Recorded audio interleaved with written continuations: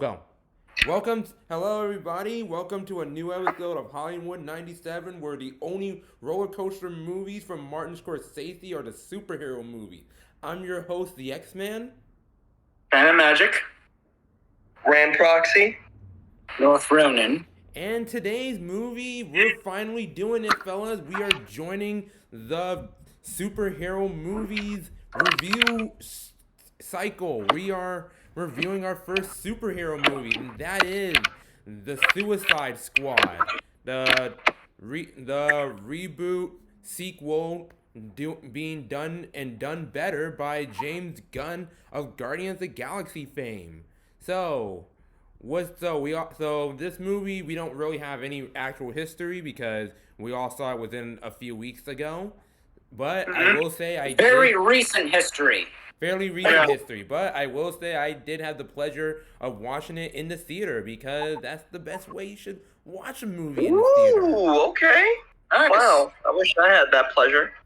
All right, so I'll start. Overall, I thought it was really good. I say it's right next to Shazam, Aquaman, and the first Wonder Woman movie. It was my favorite recent DC film. It's not saying much to say it was a step better than the first Suicide Squad. Absolutely. You don't even really need to watch the first Suicide Squad to really watch this. Is it that hard to be better than the first Suicide Squad? No. Well, it really depends on isn't. who's your director. I think the only movie that probably rivals the first one in terms of how bad it is probably Justice League. Oh yeah, Justice League. League. Yeah. Batman versus Superman. At least Batman v.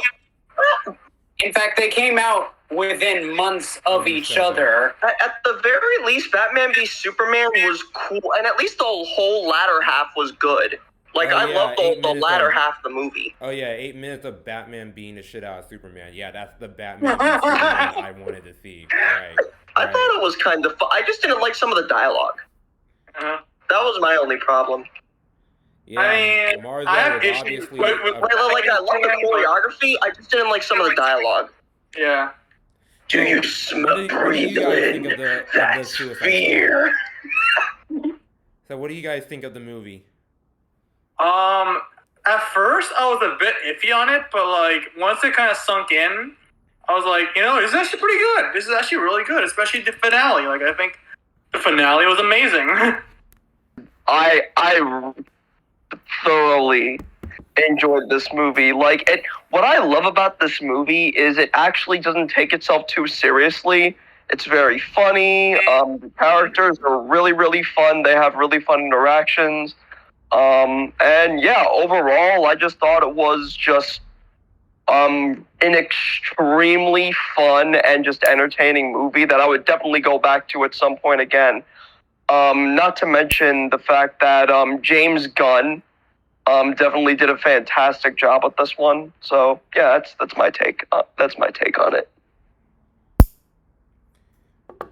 The fact that, for me particularly, the comics just absolutely jumped out onto the screen in every last scene of this movie. Everything from the almost one-to-one costumes of all these D-list villains to the situations that they're thrust into. This was everything that a Suicide Squad movie is supposed to be. I think one of the ways this one succeeded where the other didn't is that they went in knowing exactly what tone they wanted to hit. Because the first Suicide Squad movie was originally quite straight on and dark and rather serious in tone, and only after the fact decided, hey, Deadpool was really successful. Yeah. Maybe we should throw some jokes in there. Yeah, I feel bad for David Ayer for the first one because he kind of he really got screwed over with that project. I don't know. I mean, Yeah. considering how his next movie, Bright, was not with that even not even being a good movie. I don't know. I kind of put some blame on Warner Brothers, but also put some blame on David Ayer. Yeah, I mean, I feel like it's both, but mainly Warner Brothers because like Warner Brothers has been notorious for not like letting people do what they like. People actually like do what they want to do, Right. and constantly Like, look at Justice League. I Yeah, mean, just like it's like the perfect example. Whereas like not even it's Justice, basically oh yeah, sure. not even Justice League, but if you look at the history of the Hobbit movie, that was another Oh big yeah, debacle with Warner Really? Brothers. Wow. But But I'm sorry. I think what makes the movie great was that it was directed by James Gunn, but it was also the influence that it was taking. So, the Suicide Squad, the name Suicide Squad from DC Comics, that's a name that has quite a history. Several different incarnations of the Suicide Squad. The first Suicide Squad movie took its inspiration from the New 52 run of Suicide Squad. This one took more inspiration from the 1980s Suicide Squad comic book run, which was more of a Dirty Dozen style superhero team, which the supervillains die in each issue, which was done by Yeah. John Ostrander. I can see, like, I have the first volume of the 1980s Suicide Squad by John Ostrander. I brought that with me to the theaters, and I can definitely see the influence from that was the corny supervillain, the D-list and forgotten supervillains of the 80s mixing with James Gunn. And I think James Gunn I think James Gunn was a perfect guy to cast because, just like because he can do the over the top B movie esque silliness, like not just Guardians of the Galaxy aside, but like film like his other superhero film like Super and Slithers and stuff, and his early Trauma film. Like, to me, this was just an $8 billion Trauma movie. Yeah, pretty much. One that Lloyd Kaufman actually cameos in if we know to look close enough. Yep. When they get I noticed that, and I was like, what the heck? Yeah, no. when they get to the bar, like Right. Atita. He also cameoed in Guardians as well. Yeah, the first I one. never noticed. I gotta rewatch Guardians. It's been a while. In the jail scene at the first Yeah. Guardians of the Galaxy, he's in one of the crowd. Speaking of which, I love the music that James Gunn uses in his movies. Like, for example, I actually really like the song at the very end of the movie. So busted by culture abuse. Like, Yeah. I actually really like that song a lot. Yeah. Not to mention the very moment after I watched that movie, I couldn't stop listening to the song. I think Yeah.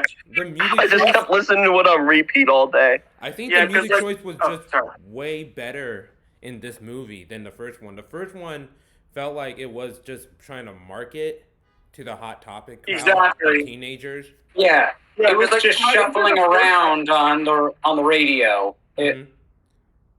I think Like down from the I agree with you, Ram Proxy, in saying that the music choices were way better in this movie. Even the instrumentals were really good also. Even the instrumentals were like really, really fun Right. and just sounded really nicely composed. But anyways, go ahead, Phantom. Yeah, I was gonna say, like the problem with the first one is the licensed music they use. They just kind of like used it without any reason outside of just having the sake of licensed music. Like how a lot of the songs even make sense for like the characters that they're introducing. Mm-hmm. They just pick like a bunch of random songs and put it into like mishmash. Right. Like the fact that like the breaking out of jail theme in that movie was Bohemian Rhapsody, which makes no sense. Like that makes no sense whatsoever. No, the only reason why I put it in there is he said, "Hey, Bohemian Rhapsody's a good song. Let's put Yeah. it in." Basically, yeah. And don't get me wrong, I love Bohemian Rhapsody. It's a great song, but it doesn't really make sense for that. Yeah. You want to know what's funny? It made for an amazing Suicide trailer. Squad. Now that I think about it, I'm sorry. Go ahead, Ronan. It made for an amazing trailer, but that also just speaks to the fact that they're only just trying to market that movie after a certain point. Mm-hmm. Yeah, like it was the first Suicide Squad, which was appealing to teenagers. Teenagers who probably only exposure to Batman is just the Chris Nolan movie, then Hot Topic. I mean, we were all like in our 20s when that movie came out, though. We were definitely just like not the target audience for it. And it's just like, Yeah. and I think, yeah, like what you guys are saying, the musical choices were just a way better. They didn't, use too much licensed music into it, and I think they had that I think they had that Junkie XL esque type of instrumental that worked for the movie. Yeah. Yeah. Mhm. Oh yeah, forgot to mention this at the beginning of the movie, at the beginning of the review. Shh, spoilers. So, get ready for some spoilers. Yeah, so, yeah, we will be getting into spoilers now. So, For example, the people who've died. let's talk about, well, go ahead, Ronan. Because there are a lot of people who die in this movie. It wasn't We just, were very much right to say not to get attached. Yep. See, what I loved about this movie is, the first Suicide Squad, in my personal opinion, this group that they were sending in to infiltrate this super dangerous, like this super or not infiltrate, but take on this super dangerous suicide mission. In the first movie, it didn't feel that much like a suicide mission to me. This felt like a Suicide Squad. This movie made this actually feel like a suicide mission. Hence why they're called the Suicide Squad. yeah. So the fact that, and a lot of characters, like Ronan said, a whole bunch of characters died. And what I like is that they had two teams. They had one team to go in as basically a diversion, more of almost like a meat shield. Those were like the people that were basically committing suicide. It was That's the totally Pete like that. Davidson squad. Huh? That's the Pete Davidson squad. Because out of all the characters, he's the one that we knew from the trailer. Blackguard was not meant to survive. He doesn't even survive in the comics either. He's Yeah. always part of the joke. Yeah. Mm-hmm. Yeah. Like what? It was chalked up to total luck that Harley even survived, and I guess we should we mention him? Should we mention him? Oh, Weasel. The Weasel, as Yeah. the Weasel, and but what I did love about the second squad is what I loved about them is they made sure that they picked the absolute best of the best villains for that squad Mhm. as well. Minus maybe Polka Dot Man. Yeah. Yeah. Actually, Bulldog I Man mean- is powerful, but he's like he only works if he imagines that everyone is his mom, Yeah, basically. that's hilarious. Anyway, I Which think I'm sure is relatable to many people watching. I think Mm-hmm. whoa, that's some darkness, Ronan. That's I think Oh, wow. I think Yeah, it what is.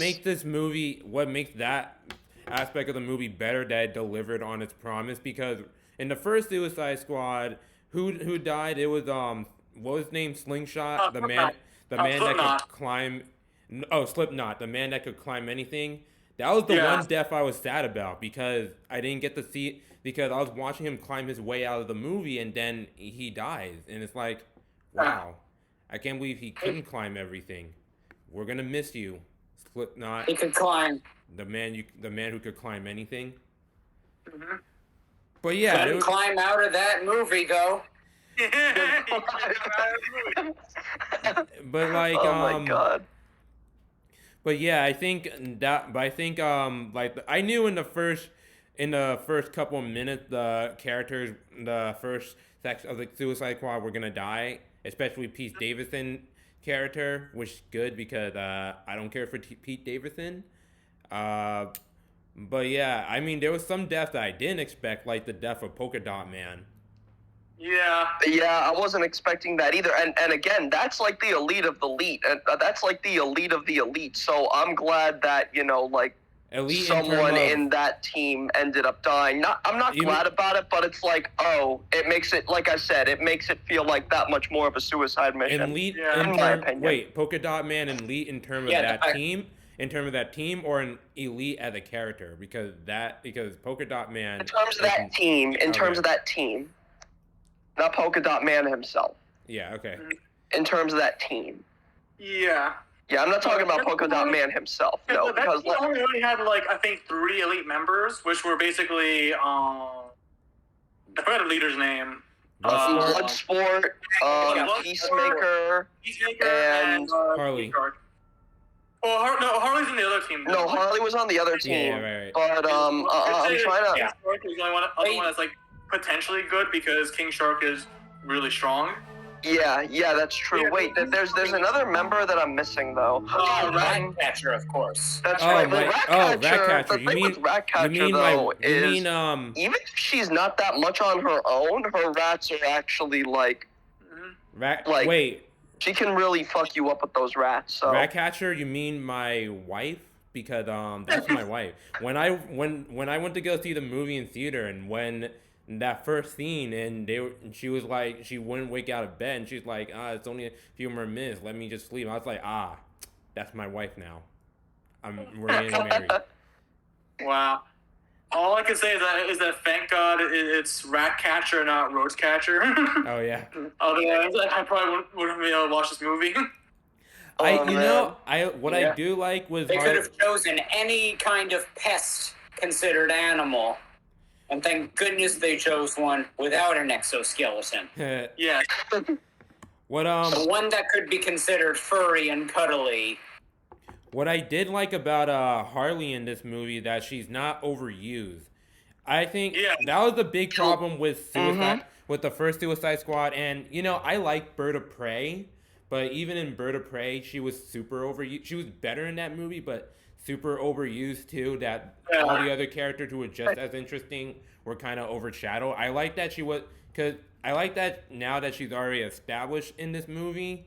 That she didn't need to have that much of screen time, and they use her as the best moments. It's kind of like with King Kong, the new King Kong versus Godzilla. Everyone was complaining, oh, Godzilla didn't get that much screen time, but it's like, well, Godzilla already had 2 movies, and Kong only had 1, so it's like, let's give one person more role. hmm Yeah. The fact that we can understand these characters, can let us enjoy them as the sum of a greater. Even that Yeah. point you were making, Phantom, like, I think what makes this better than the first one was that in the first one the characters were going on about how evil they were and all this stuff, but like here they're showing that what made them evil isn't like with their strength, it what made them their weakness. And I think that works. Yeah. And I kind of like that. Yeah. Yeah. Yeah. And like also like I guess like another scene I actually really don't really like about the first movie was a scene where like I forgot his name, the fire guy. Diablo? El Diablo was. Oh, okay. I'll let you rant first. So like when he killed his family and it's like this big sad scene and Harley's the one that's going like, so you killed your own children and whatnot, and I'm like, didn't you help Joker kill Jason Todd? Because Jason Todd's part of this universe, so it's like That's true, because you're such a hypocrite for like that's like the most hypocritical thing ever. and that's an that's an out of character moment for Harley in general, for someone who is supposed to be like a friend, who's the only group of people that she wouldn't harm are children, and Jason Todd was technically a teenager when they killed him, and that was such an out of character moment for Harley, like in general. Yeah. But Yeah, also, that's it another would thing, make because going to sense more. but going to that children thing It though, would like make- Go ahead, Ronan. It would make. It did make more sense now that she is kind of separated from the Joker and no longer under his influence. Because it made sense for her to say that at the end of her epic fairy tale in the middle of this movie. Right. Killing kids, kind of a red flag. Right. All right, go ahead, Phantom. Yeah, but also like that's actually another like small issue of this film is that in the beginning, like when like Rick Flag is like talking to their first squad, he was saying like how like Weasel eats children and whatnot, and he's kind of like okay with that. He makes jokes about that, but then towards the end, when he's confronting Peacemaker, he's like, "They experimented on children." It's like, wait, just earlier you said you made jokes about Weasel eating children, and now. I don't But think. now it's only a bad thing. I don't think But, that was he a wasn't joke. making I a think- joke, though. I don't think knew what he was about saying. it though. Did don't think- Rick Flag know that they were making I don't doing think experiments what on he was children? saying- Did he? I don't think what he was saying in context of the line Yeah. was the joke. It was meant to be like it was meant to be a joke, but I don't think in the way the character was saying that. Oh, I mean, Weasel killed like Yeah. 20 children. I don't think he was. I don't think in the context of the line, it was he was making a joke. But I just think the delivery was supposed to be the joke, but not. in the Yeah, way, exactly. Oh, he was okay, saying. yeah. Because the way he says it is so basically I forget who it was, but one of the guys was panicking because it was like, I don't think he's a dog, he's a werewolf. Wait, he's a werewolf? You sent me next to a werewolf, I can't fuck with werewolves. Yeah. And then Rick Flag goes, he's not a werewolf, he's a weasel, he's harmless. Well, actually, he's not harmless. He killed 27 children. Yeah. That was the Yeah, I think that was. I think it was more the delivery that was supposed to be the joke, not the Yeah. line. But Alright, did Rick Flag even know that that they were experimenting on children? I don't think he knew. No, that was the whole point. He didn't know that. Yeah. He didn't know that. I didn't know, yeah. But Yeah. there's another but the character I wanted to bring up was Peacemaker, and I was so surprised that they brought Peacemaker into the. I mean, John Cena played him well, and I think I don't think John Cena is a great actor, but a great entertainer, and he can be when he's funny, he can be really fucking funny. Oh, yeah, timing. John Cena is really good at playing the douchebag, though. And you know what? And I knew this was when they announced that John Cena was gonna be the Peacemaker, and when they announced that Peacemaker was gonna be in the movie, I kept thinking to myself, so many people are gonna call the Peacemaker the comedian from Watchmen. And soon as that movie came out, I have seen Twitter threads where people are like, he's like the comedian from Watchmen. And the only reason why that is because the Peacemaker is because the comedian is based off the Peacemaker from so like when DC I mean I'm sorry, I'm fucking up my words, but the Peacemaker wasn't originally a DC character. Like back in the 60s, DC bought out a comic book company known as Charlton Comics, and originally they bought like a bunch of their Charlton Comics character, and they asked Alan Moore to do a debut for them, and basically his story was gonna be like who killed the Peacemaker. But then DC was just like, maybe don't do that, not because we just spent a lot of money on buying these characters. So they asked him to do like analogs of the Charlton characters. So like the Peacemaker became the comedian, the characters like the Question became Rorschach, Captain Atom became Dr. Manhattan, and so forth and so forth. And every time I kept seeing a thread on Twitter where someone's like, oh, the Peacemaker is like the comedian from Watchmen, I was just laughing in nerdland because I was just like, haha, I knew this was gonna happen. Oh man. But That's yeah. nerdish. I mean, I'm gonna be honest. Like, now, granted, my knowledge of Watchmen is pretty limited. I only know the movie, so like, from what I saw, he didn't remind too much of the comedian. Because Peacemaker is basically like the I will do whatever they tell me to do type of character. While a comedian was like, Well, oh, you're I'm only- gonna you're only abuse seeing my it- power as a superhero. No. You're only seeing it from just that information from the movies. You gotta look at Yeah. I didn't read the comics. I only know from the Zack Snyder movie. That's why. And even then, that's still not like you gotta watch the movie again. It's almost Yeah, like there's there's no a little one- bit of Punisher mixed in as well with Yeah. this. Not really. Yeah. I mean, the Punisher was a straight up anti-hero. The Punisher wasn't just gonna be like, I can buy that. He's like a non-nihilistic Yeah, it wasn't Punisher. non-nihilistic, but the Punisher wouldn't have went with Peacemaker's plan. I get the Exactly. comparison in terms of like ruthlessness that the Punisher will kill like anybody in his way who's evil. That's the one part that I can compare with him to the Peacemaker, but in terms of ideology, they're not the same. Exactly. He's the Punisher, but with a more sustained ideology. Yeah. Yeah. However, in this movie, it's clear he's got a love for violence. Yeah. And that's really, whether he confronts it or not, Bloodsport's bold enough to confront it. Right. Whether it's to, quote, eat a beach full of dicks or kill whatever folk you like. Right. I thought Idris Elba did a really good job in this movie. Honestly, this should have been yes. if they let Will Smith be Will Smith in the first one, this should have been what Will Smith should have been, because it's almost the exact same plot. It's really the exact same storyline. Like, it's just like, oh, this is just a better version of the Will Smith, and Idris Elba did a really good job here.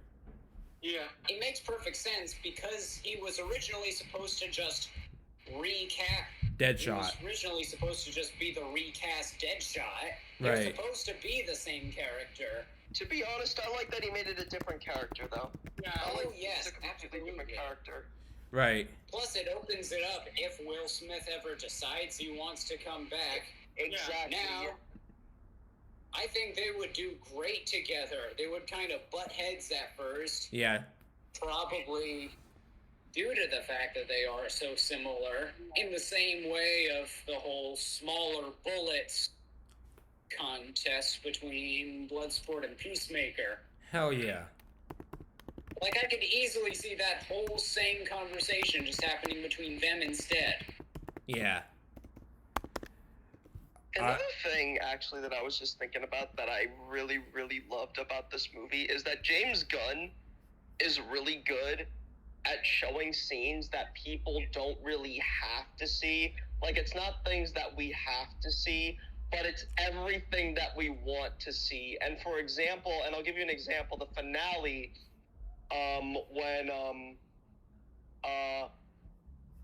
when Bloodsport is, using everybody's, like, things to their, hey, King Shark, you see that? That's not Mom. Mhm. No, I'm not.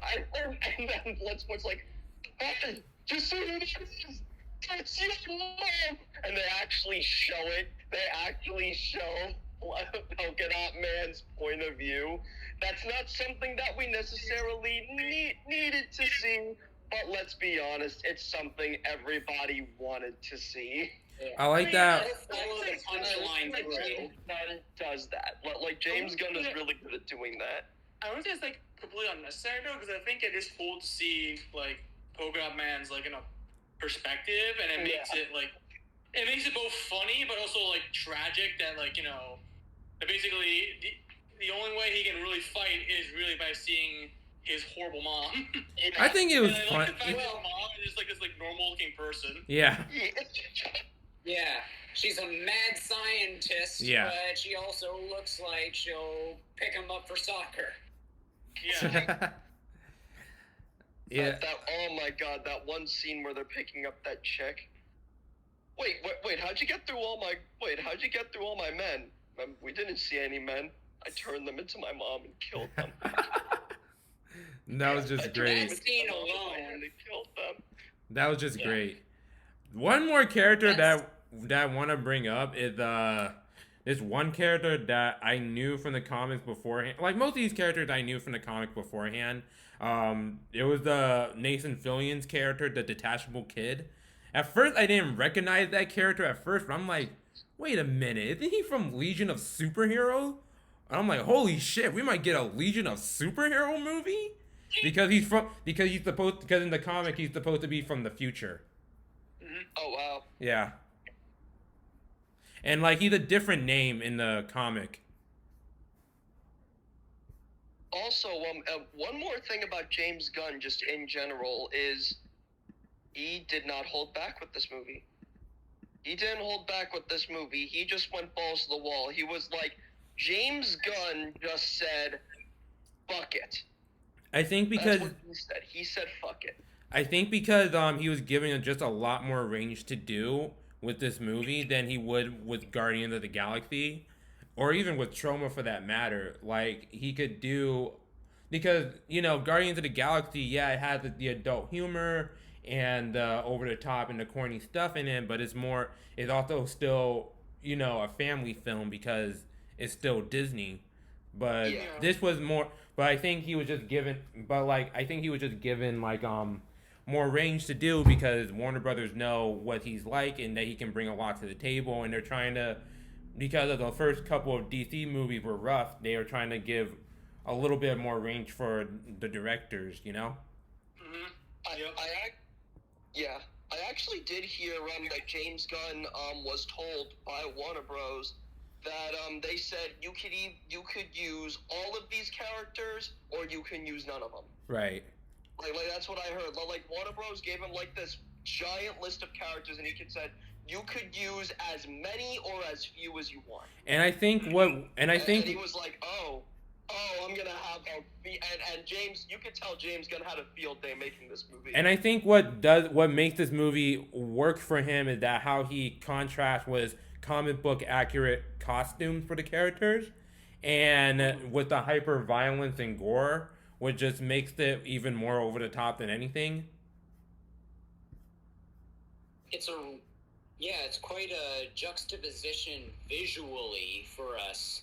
Because I was looking at certain things, and I'm just like, wow, I couldn't believe they actually got a more accurate costume. They went with an accurate costume for the Peacemaker, a more bright color costume for the Polka Dot Man, like in the Silver Age incarnation. I was just like generally surprised with that, and that we're past the age of that stuff looking silly, so we have to use black costumes in superhero comics and superhero movies. But again, I like that because one thing that I noticed about James Gunn after I've only ever seen the first Guardians of the Galaxy, but one thing that I'm noticing about James Gunn, he has a very active imagination. Like he's got an image. Oh yeah, You know what I mean? had you ever And I seen like the- had you ever seen Slithers by James Gunn? No, I have not. That's a great Slithers, Super. Those are crazy ass movies that he made. I'm gonna check him out. Yeah, and the because I thing. wanna check him out now. Yeah, if you like Stranger Things, but a better Stranger Things, Slithers with good practical effects. Slithers like the movie, and Super. That was basically more kick-ass than Kick-Ass. Oh wow. Yeah. But yeah, so another thing, by the way, fun fact about King Shark. He was voiced by Sylvester Stallone. Yeah, Oh yes, we know. yeah. Yeah. I didn't know that until actually my dad brought it up to me when we were talking about the movie. I actually never knew. Yeah. I was like, I didn't even recognize it. Even going back and trying to listen, I still didn't recognize it was him. Yeah. He was in Guardians of the Galaxy 2. He played a character that was actually from one of the original Guardians of the Galaxy in the comics. And yeah, he was in that. He was in that also. Oh wow. Yeah. But what was I gonna bring up? I'll come back to it. Yeah. I actually really do like the fact Wait, though that,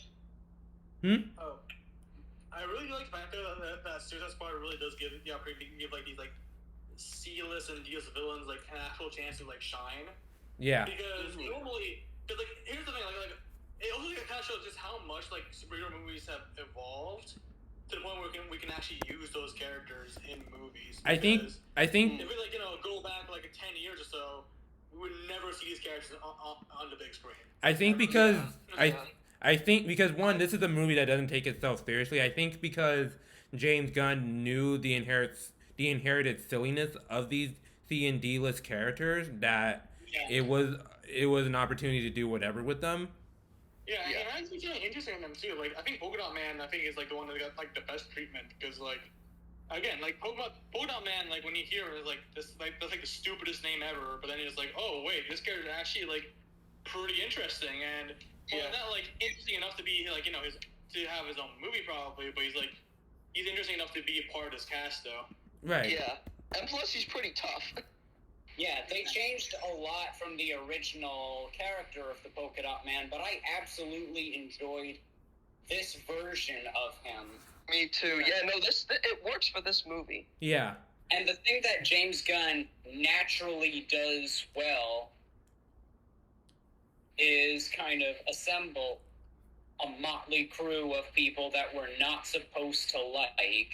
Yeah. Like, the whole thing about Guardians of the Galaxy is that they're all sort of intergalactic misfits. And so he takes that same sort of formula and he can apply it here to a bunch of C and D list supervillains that we otherwise likely wouldn't have even heard of or are meant to be just sort of footnotes in someone else's story. Yeah. And speaking of that, now I remember what I wanted to bring up. The character that I was super excited that they managed to finally put in the movie, Starro. Yeah. Oh my! People forget how important Starro is as a character in comics, because Starro was the first appeared in The Brave and the Bold 28, which was the first appearance of the Justice League. So he was the first Justice League villain they ever fought. Oh wow. And yeah, he was the first. He was the very first. And the thing about Starro, people will look at it and be like, "Oh, Star is a giant alien starfish. That's stupid." But like in the comics, whenever Starro shows up, he doesn't show up all that much. But when he does, he's like Galactus. He's like a major threat. Like this is not a character any like DC hero doesn't like think it's corny. They're like, "Oh shit, he's coming down. It's gonna go down." He's just as powerful a threat as like Darkseid is in the comic.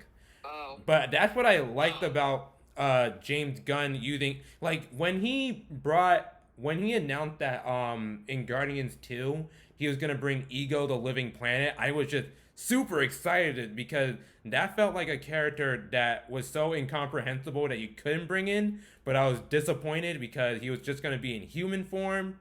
But Starro was Starro. Yeah. I just like what they did with Starro in this. Mm-hmm. I'm just gonna say that it's so fucking like the fight looks almost stupid, and I'm Yeah. gonna tell you why. The finale fight, they're fighting a giant starfish. Mhm. Tell me how stupid that looks. Like they're fighting a giant starfish, but at the same time, it just looks. And the reason why I say almost stupid is because honestly, it's more epic as fuck than stupid. Yeah. I mean, It's really just more epic than stupid. Like, it's it kind just- of reminded a lot of Ultraman. Yeah, it does look like that one Ultraman. It's like a starfish as well. Yeah, a Gankyu, right? That's like an arm. That's like a bunch of eyes. Yeah. Gankyu, right? Yeah, Gankyu, yeah. Yeah, Gankyu. Yeah, he does look a lot like Starro in this version. Yeah. Can I also just talk about going back to if anyone else wanted to say anything, because I'm gonna be on this one for a while. Yeah, no, I was just saying, like, I'm glad that they finally realized how important Starro is as a character, because that's a historically important character in DC Comics. I mean, I wish they did more with him, though. yeah. Like, it would be cool if we could see him again. Like, Oh, yeah. if maybe one of the starfish survived somehow, Mm-hmm. and we could see him grow more powerful, because, Exactly. Yeah, that'd The be only- pretty. Go ahead. yeah, because they did set up all of his, like, they set up his capabilities and his implications in the movie, that he's a hive mind, and the more people he absorbs, the more, like, the larger and more powerful he grows. Yeah.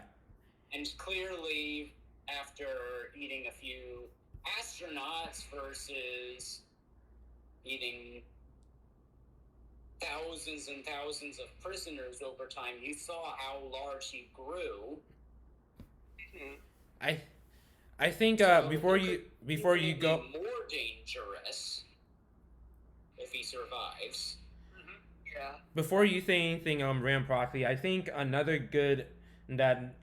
cool thing that they said it in the Cordo motif, which is an actual place within the DC universe. It first appeared in The Dark Knight Returns, the graphic novel, and I think the Tim Burton Batman, if I remember correctly, brought it up too.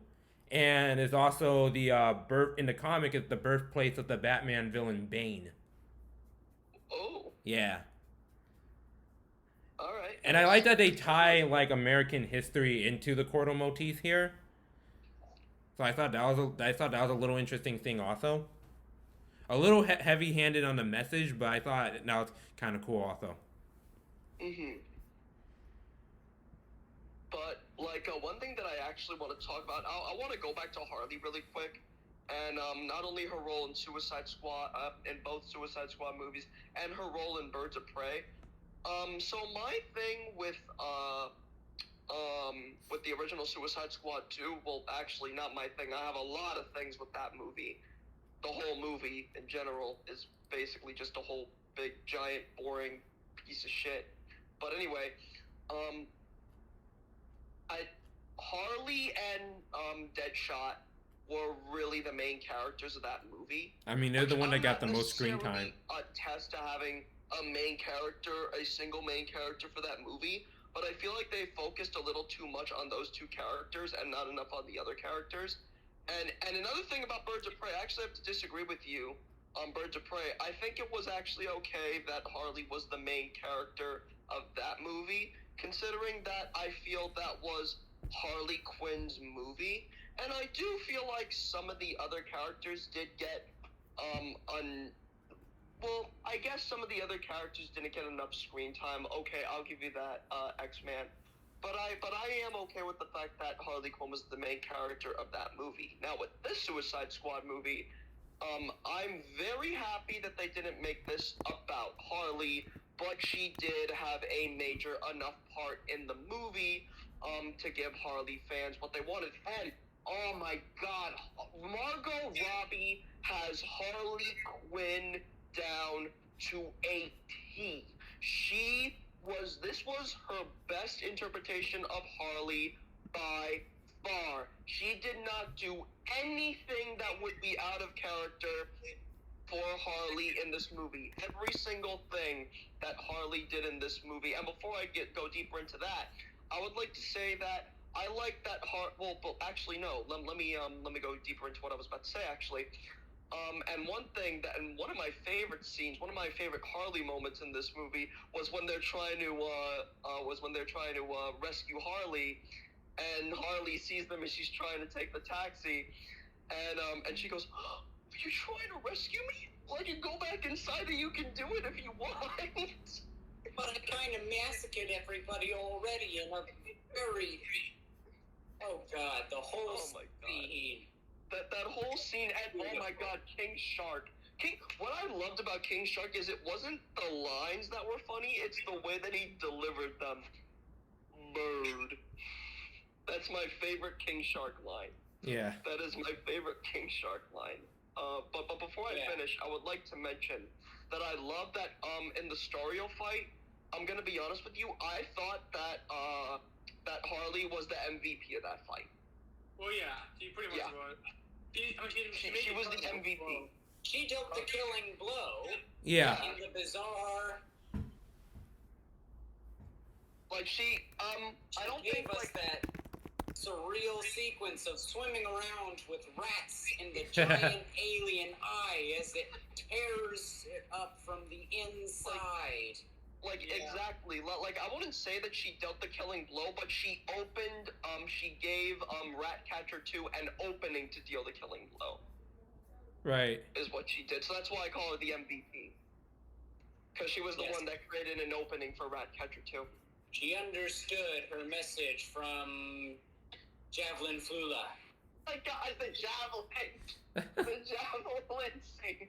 I know what the javelin. I'm using the javelin for now. Like, again, just going back to, this movie was so funny. Like, this movie doesn't take itself too seriously. Sometimes it doesn't even take itself seriously at all. Like, this movie is just so much fun to watch. It's a blast to watch. I found myself on the ground laughing multiple times watching this movie. I just knew the movie was gonna be good because James Gunn was attached to it. So I already knew like what movie I was gonna get, and I was glad.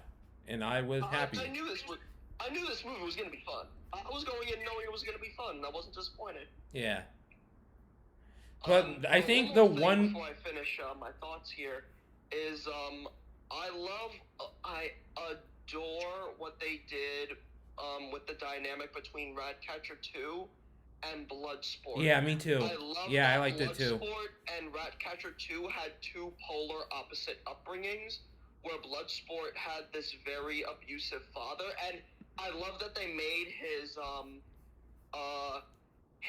fear of rats a childhood trauma. Like, I love that his fear of rats was childhood trauma. And what they did with Ratcatcher 2's dad is she had a very loving father who had a drug addiction, but still managed to be a loving father. So I love that those two characters had a complete, just polar opposite background. Who was played by Taika Waititi. So you got two Marvel directors in a DC movie. Crazy. Damn, DC's just poaching Marvel right now. Honestly, the one problem I have with this movie that it was just a little too long. That's really the one problem. I don't think it doesn't harken the movie anything, but I just think it was just a little too long, but that's really my one problem with it. I honestly thought it was just the right length. Any shorter, any longer, and I feel like this movie wouldn't have been as good. I'm very happy with the length. I thought it was just the right length. I mean, at least not 4 hours. Yeah. See, again, I love, like, okay, going back to, I'm going to talk about Justice League and its 4-hour movie. My only issue with that movie is I thought everything was put together very well, but it should have been more than one movie. Yeah, it should have been, that movie should have been multi-parts, like that. Yeah. Like, I think they said you were... made it all one thing. They said you were... It works fine. Like, it doesn't feel out of place, but at the same time, it's like, you could have probably, this should have been like 2 movies. They said you're supposed to, you're meant to watch it like as a miniseries, but I don't think it works. That's what they said. You're meant to watch it like a miniseries, but I don't think it works like that at all. This was all like within all like one movie. But they said you were meant to watch it. You have to watch it in order for it to make the most sense, and for order for you to get the most out of it. You have to watch it all in one sitting. Yeah. But now one thing that I will say about Zack Snyder, and somewhat in his defense, and I say somewhat, is that Warner Bros. Didn't want him to do this into different parts, but Zack Snyder has a very big problem with mishmashing multiple movies into one, and I'm gonna go ahead and let Ronan go into this one because I know that he has a big thing with this. Well, not a big thing, but just a defined thing that we've said a couple times on our podcast. Zack Snyder, he puts all his eggs in one basket. Every egg. You're right. And sometimes you just gotta cook one egg at a time. I mean, at the very least with Justice League, he did very carefully cook each egg that he put in the basket. He took each egg out of the basket and cooked every... but it's too many omelets. You know what I mean? as delicious as those omelets were, it was too many omelets. Yeah, I feel like Yeah. Justice League though. In Like, this movie, Suicide Squad felt just the right length, but also that you could get other storylines out of it. Yeah. Exactly. And one thing, It had the seeds of other movies rather than just multiple fully formed movies jam-packed into one another. exactly. Yeah. In fact, they're making a Peacemaker mini-series. Which I'm excited for. Can we please have Weasel in at least one episode of that miniseries? I want Weasel not to get his own standalone movie, but I want him to have a side and a bigger part in another movie. I think that would be funny as hell. Weasel looks like... Am I the only one who was ecstatic when he survived? I mean, he kind of reminded me of Jar Jar Binks in a minute, so like... When he survived, I was jumping for joy when he survived. I was more like, of course the animal survives. I mean, it's a James Gunn thing to always have like a weird animal character. Yeah. Oh He my just didn't God. have a Brooklyn But yeah, accent. I was so happy that he ended up surviving. So And does... James, I want James Gunn to do something like this again. I want him to handle another one of these movies. Well, he's doing Guardians 3 finally Yes. because he got fired for no goddamn reason, so... He's still doing Guardians 3, and I think the Guardians holiday special as well, which is supposed to come out next year. Oh, okay, wow. Yeah. So, all in all, I give this movie like a 4.5 out of 5. Yeah, I'd say like I think 4.5 is fair. I think that's a good Yeah. that's a good score. Yeah. Because because the movie is what it is. I like it for what it is. I don't think it had to evolve as much. I think it was just a little too long, but other than that, I give it a 4.5 out of 5. It was still pretty solid. For me, I definitely enjoyed it for what it was. I think it's definitely one of the stronger DC movies, like so far. Yeah. I don't know if I like it as much as Justice League, to be honest, but I think overall I thought it was very enjoyable. Yeah. I'm thinking about Again, my rating. it's a completely different type of movie, so. Yeah, I'm gonna go ahead and give it a 4.5. Yeah. I was initially thinking maybe a 4.7, but I think a 4.5 is safe, just because everything that this movie does is this. Like I said before, and as I keep on repeating, this movie's fun. This movie's a fucking joyride, as is Jay. Again, I went into this movie. This movie didn't really exceed my expectations. I went into this movie expecting a fun James Gunn-esque movie, and I got exactly that, and I absolutely freaking loved it, especially the more that I thought about it. And pretty much every character that they used, or at least every character that initially survived, was very fun to watch whenever they were on screen. I was never really bored as I was watching this movie. I was either just like, oh, look at that, that's so cool, or laughing my ass off for the most part. Right. And another, one more thing about the music choices. The reason why I love So Busted for the end of this movie is because basically the song is about two people that just absolutely can't be together. And the reason why I love it for that scene is because it's Sebastian resting on Bloodsport's lap. Mm-hmm. So I just thought... Just deigning to pet him. Yeah. Finally in. And I thought it was so cute. Speaking of which, fun fact about Sebastian, that was a real rat on set. Yeah. Oh, The same way as there was a real raccoon for Rocket. That was a real raccoon? Yeah. Wow. Yeah, that was the I same. didn't That was know the same that. thing. I think that raccoon died, but I'm not entirely sure. Yeah, it died. My bad. I didn't know that was even a real raccoon. God Yeah, his damn. name was Oreo the raccoon. Aw. Yeah. But I didn't even know that was a real raccoon. I thought that was all CGI. Wow. Didn't even know that was a raccoon. Obviously, some of it had to be CGI, but wow, I didn't even know the base for it was a raccoon. That's really cool. Yeah. They use it as a model the same way they use for the rat. Yeah. Actually, from what I heard, they had 3 different rats, Yeah. and they switched between them. And the reason why the actress who played Ratcatcher, my wife, partially one of the reasons why she got the part was because she, out of like all the actresses they auditioned, she was the one that was like the most comfortable around the rat.